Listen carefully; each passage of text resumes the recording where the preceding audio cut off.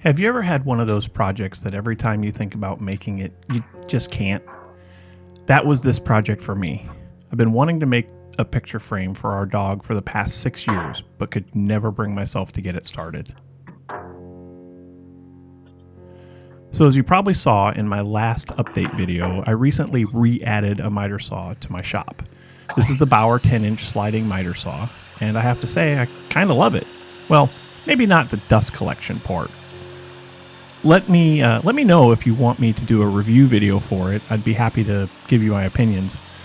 I don't need many pieces though, so for this build, the miter saw made quick work of it. I've also traded up my table saw. I found this rigid contractor saw on Facebook Marketplace for $50, and it's in fantastic shape considering all the things that it's been through. I'll have a separate video out on some of the things that I've done to it coming up soon on the channel. But contrary to the rough cuts, the actual cuts are a bit more elaborate. I want to use 45-degree miters for the upper corners of the display case, so I tilted the blade to 45 degrees and made the cuts. And that was something that I couldn't do with my old DIY table saw.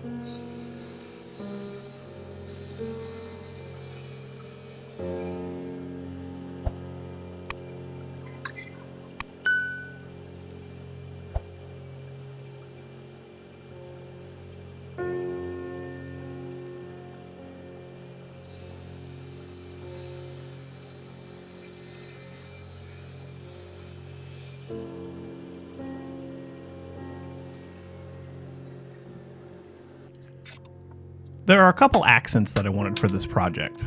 One was the aforementioned mitered corners. The other are these rounded corners on the base, and the the router table was more than happy to assist with that little endeavor.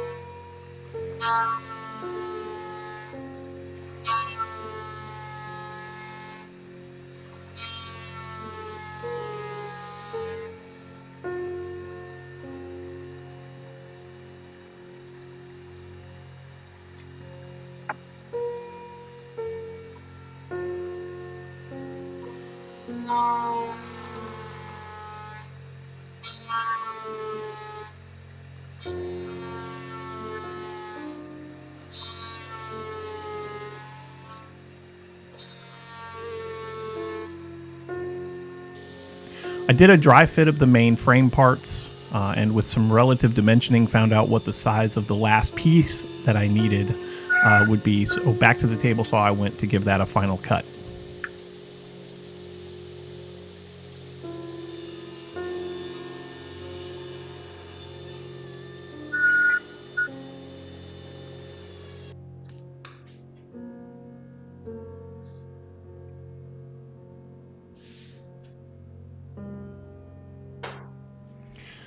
I hate sanding, you hate sanding, but I wanted to sand the inside faces of this frame prior to assembly because there just wouldn't be enough room inside to do it effectively after it's all put together. For your benefit, I've condensed 7 minutes of sanding down into 20 seconds. You're welcome.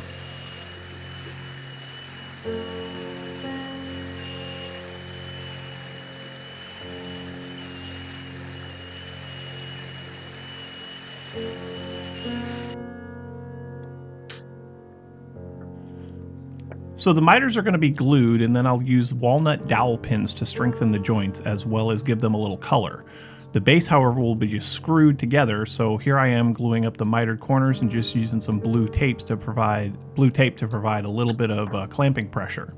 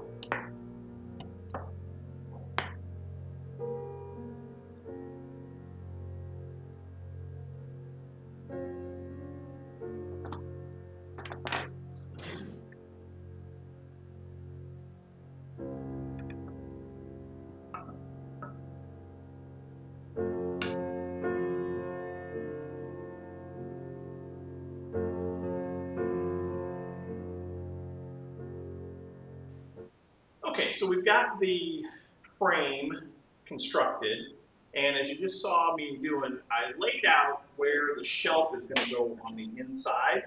That shelf is going to be inset about a quarter to a half an inch from the front face, so that the picture sits back a little bit. But then down here, we're going to have the display for his collar and his name tag and all of that. So this space will be open. This space up here will have a picture of him, and it's going to be great. But I wanted to lay out these sidelines here so that I know where to drill my dowel pins, because this is going to be held in with dowels. So we're going to drop this. We'll get this dropped in. We'll drill it in with dowels, and we're going to use 1/4-inch walnut dowels for the accent. And I think that's going to look beautiful. So unfortunately, the dowels aren't here yet. They're supposed to be here tomorrow. So this is as far as I can go until I have the dowels. We'll come back and we'll put those in as soon as they get here. So the dowels didn't actually show up the next day. They took an extra day to arrive past where I thought they would be, but now they're here, so it's time to drill out for them.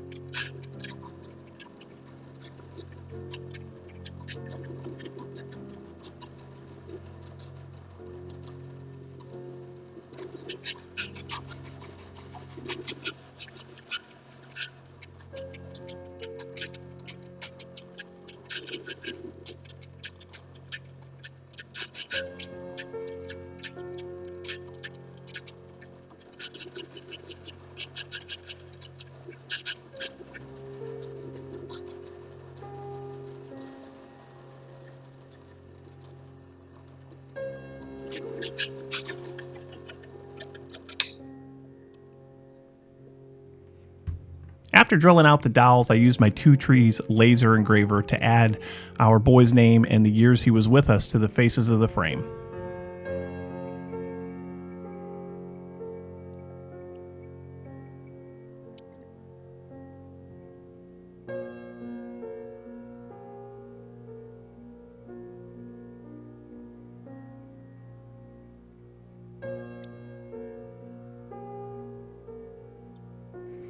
After the parts were laser engraved, it was time for final assembly and insert the dowel pins. A little bit of glue, my flush cut pull saw, that makes quick work of it.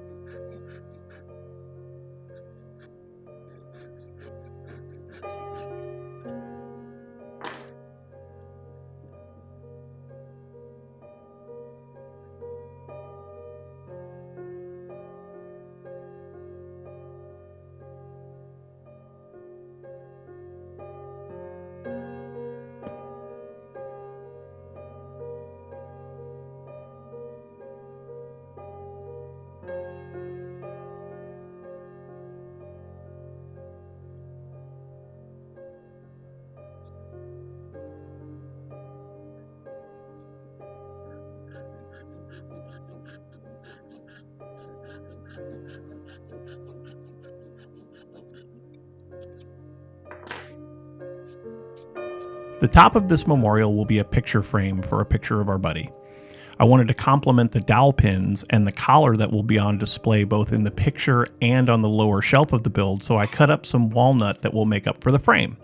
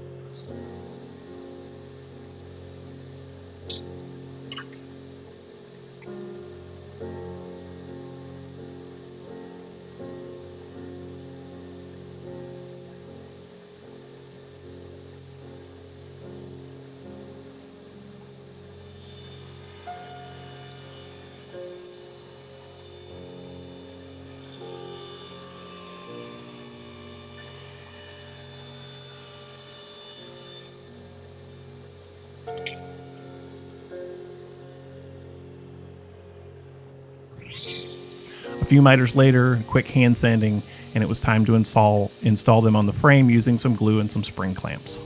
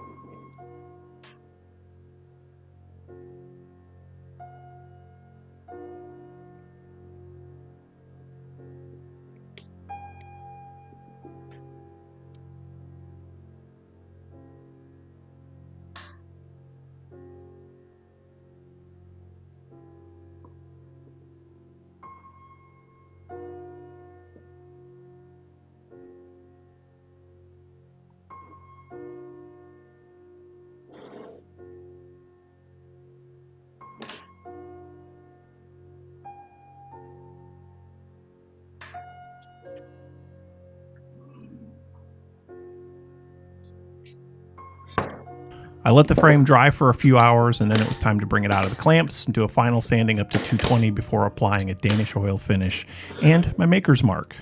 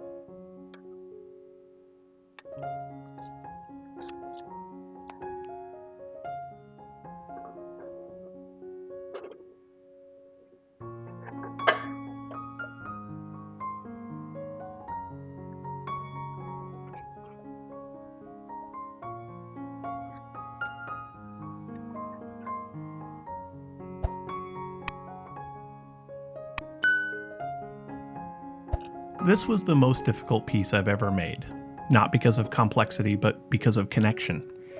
You see, Yukon wasn't just our dog. He was our best friend. He was our comfort and our joy. He was family. I've wanted to make this memorial for him for quite some time now, but the emotional connection and the pain of his loss was still too great. Even now, just talking about him is hard. They say that time heals all wounds, and that's a true statement. Just some wounds heal more slowly than others. Hopefully now, this frame will bring us joy through remembrance. When you think of the great dogs of history, a few names probably come to mind. Lassie, Shadow and Chance, Air Bud, maybe even Scooby-Doo. The funny thing about great dogs is that the list is subjective. Every once in a while, a great dog goes unnoticed by everyone except for the family that dog is a part of. Today, I would like to submit a name for consideration to be added to the list of great dogs. Yukon, you will always be the greatest dog we've ever known. Rest well, buddy. We'll toss a ball together in the park when we finally meet again. Thanks for watching.